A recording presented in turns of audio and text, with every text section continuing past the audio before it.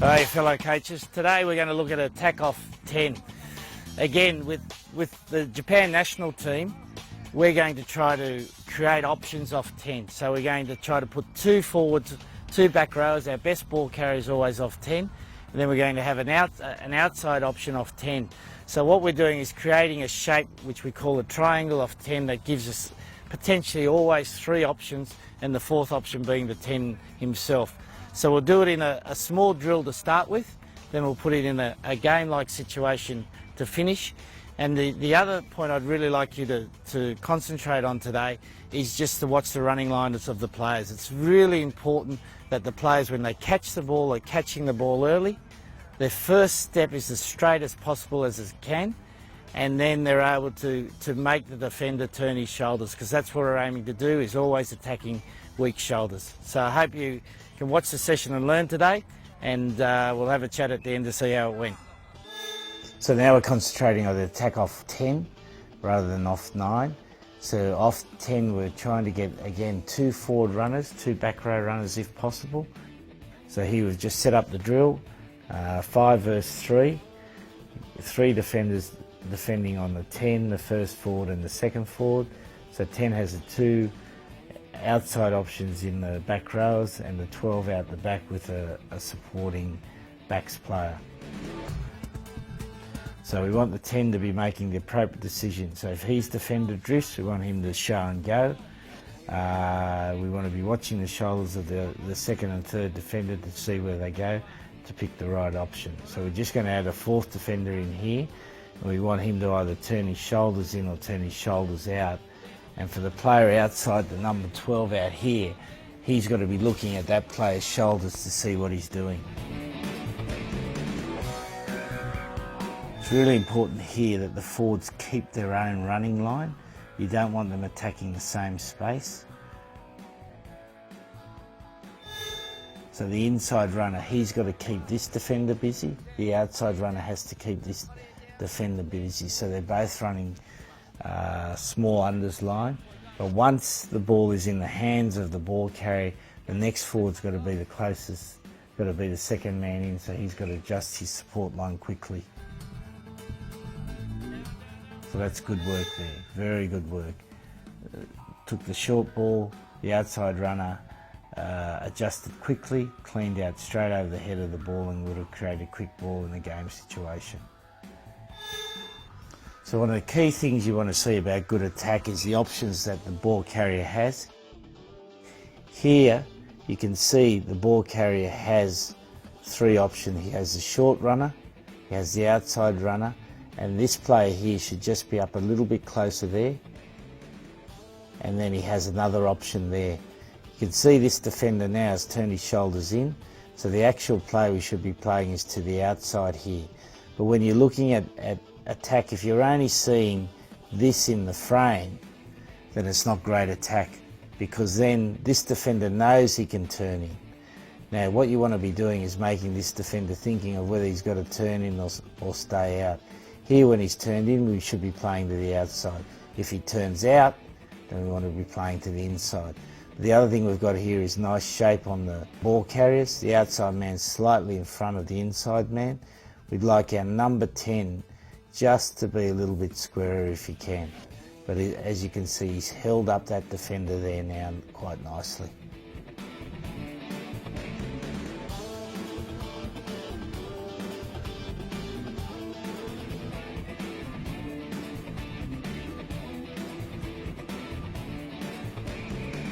So good option there, hit the runner running short.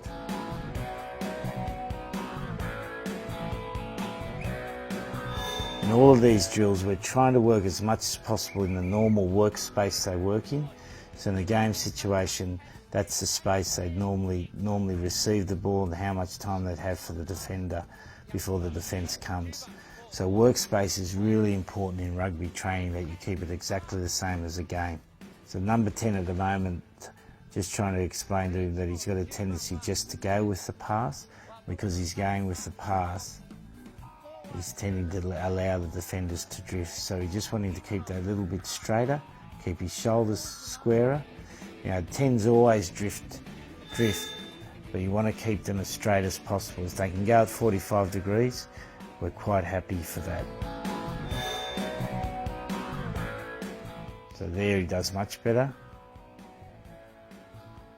And again, nice and square there, creates a space on the outside. Just explaining to the players there, want ideally those two runners to be in synergy, so running a nice straight line and then both cutting at the same time.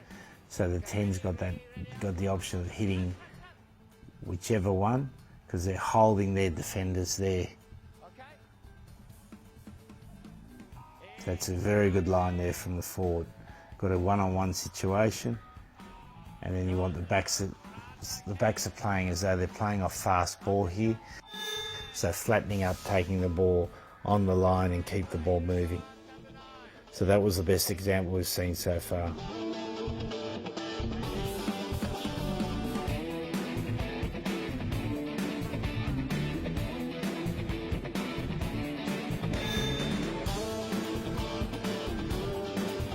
Good option there again.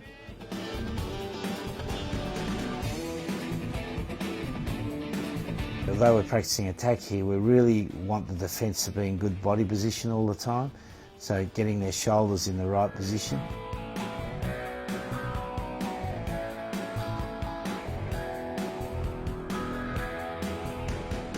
So that's a really good example of what we're trying to achieve.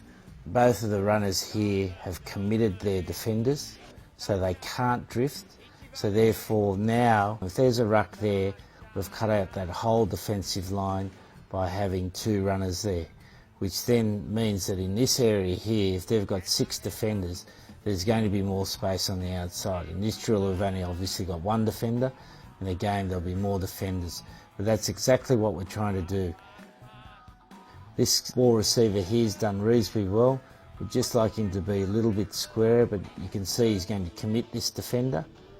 And as we play, that creates a space on the outside. So that was really well executed. So that's the whole idea.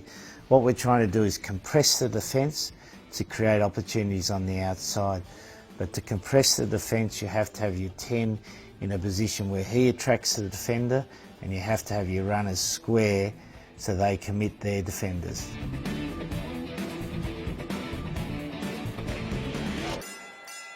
So last thing we're going to do is attack defence, and we're going to vary the numbers in defence. So I want people looking up and seeing where the defence is strongest and looking to attack in the weakest area.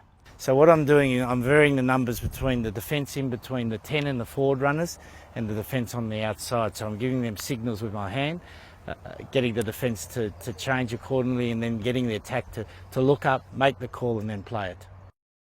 So we want the players, as they turn around, to be looking to see what the defence line is doing, and particularly these players from the outside are the ones that should be calling on the inside where we want to attack to the number 10. The number 10 generally doesn't have the time or the space to be looking outside at these areas, so he needs the information from these guys out here. So this is quite a simple drill, but a very effective drill in learning where to attack the weakest part of the defence line.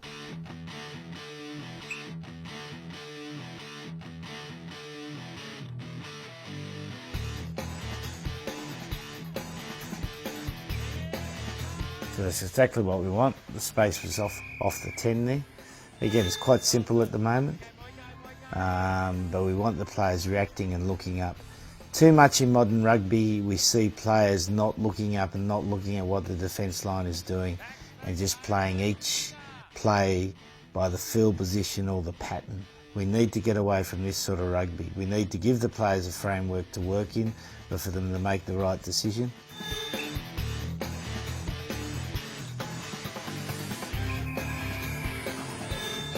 Beautiful line there.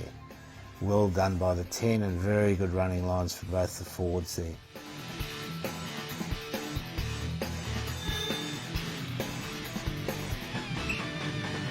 The other thing you might notice is that we don't use cones. So again, they've gone to the outside there, which is again the right option. And the reason I don't use cones is because there's no cones on a rugby field. That's not to say it's wrong. But I like the players just to fill the space and work in the parameters of the players they're against. So just explaining here that the back runner needs to take the ball a little bit deeper because he needs to have that time to make the decision on what that defender outside the tight defence around the 10 does. If he goes too early, comes out too early and takes the ball too flat, then he doesn't have that time, and that's when a lot of the time you'll see that outside defender here jamming in and cleans up that attacker.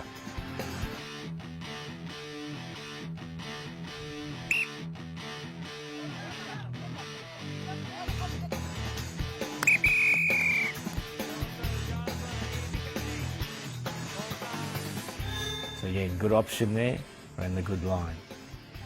Fence was thin around the 10. We're just going to play a game now to finish off, where every time the defence makes a tackle, the defender will drop out. So what we're trying to, again, getting the attack to do is to be looking at the defence line, looking to see where the space is, and as the numbers decrease, we should obviously get space on the outside, and therefore we want to be playing the outside option that we've just been practicing there. It's always a good thing, I think, from a coaching point of view to end the session on a game. So you put all what you've done in the session into a game so they can practice that skill. Again, make it competitive, have a winner and a loser.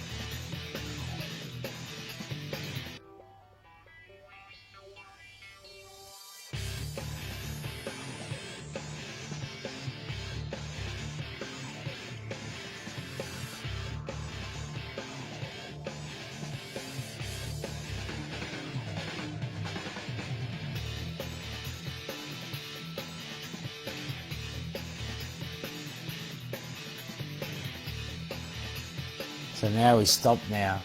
The yellow team have been able to keep the ball. So here we should have the two forward runners here. We've got three of them, which is not such a problem. But we need that back runner to be back here, so it's an option. As you can see, they've only got three defenders now. So what we want is the ball in this guy's hand because he's going to score. So we want the 10 to go to the line and commit this player, for this forward here to commit this player, and then for the ball to go outside, and we've got a 3-on-1. The option's not wrong because the player's in a good position, but the try-scoring option's on the outside, and what we want to be doing, and particularly it's so important in modern rugby, you take the opportunity when it is, and these guys here should have been yelling and screaming for the ball because there's no defence line at all. You know, and sometimes you see that in the game of rugby at the moment. You know, the sides have to keep chasing the ball, and then they've only got a defence line up to the 60% line on the field, and there's that option on the outside to attack with.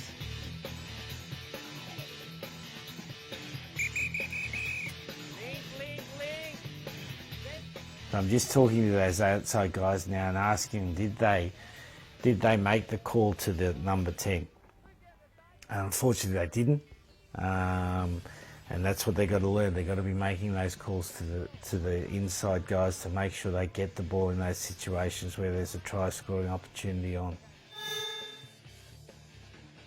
Just a coaching tip: if you're practicing attack defence, allow the turnover ball play to continue. You can see in that situation there that the yellow team didn't react at all to the turnover ball. You know, there's a lot of thought at the moment that after a turnover ball, the next 10 seconds is the most important time where you either can gain momentum in attack or close them down in defence, and that makes a lot of sense. So make sure at training you practice those turnovers so the sides quickly react.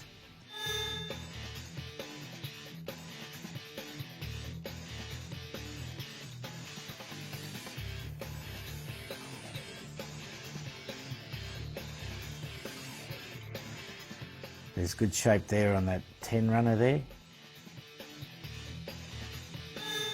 Go, go. Wants to cut there. Work, work, work, work.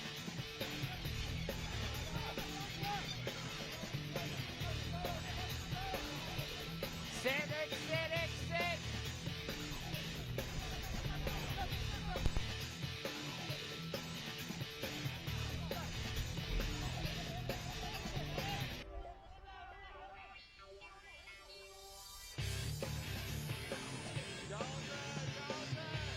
Played a loop play there. Again, the outside runner was just a little bit flat on the ball.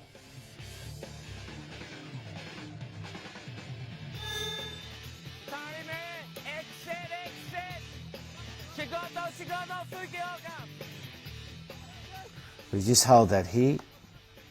As you can see now, there's only one place this team can attack, and that's in there. But these players here haven't realigned and haven't created an attacking opportunity.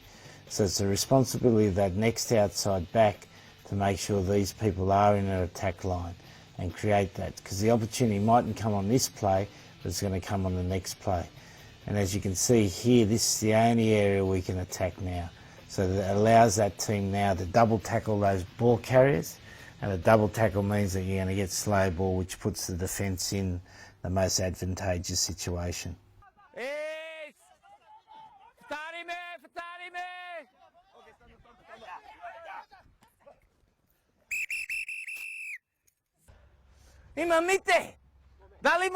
For the coaches, one of the most important things is sometimes you have to re-educate the players to play the game. Because rugby has become so structured with pattern plays, area management, field position, the importance of territory, players have lost the skill of being able to look at the opposition defence and knowing when to attack.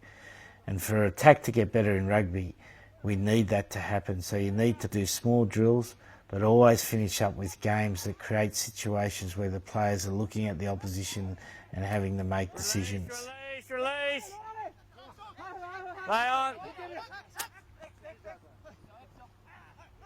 Hey, Joseph! We really encourage the players to make decisions, but the players need to make decisions because they've got to take the opportunities when they are available at the moment. You know, over the last 20 years, defences have improved much more than attack. And we need the attack to start improving, and that'll only come through the ability of players to be able to take the opportunities when they are.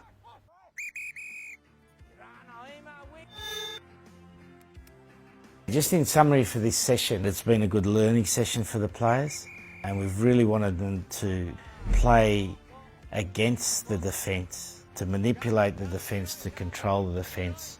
So what we're trying to do is create it with shape off 9, create it with shape off 10, and then have the options on the outside. But all the time the players are looking at the defence line and looking to see what the best option is.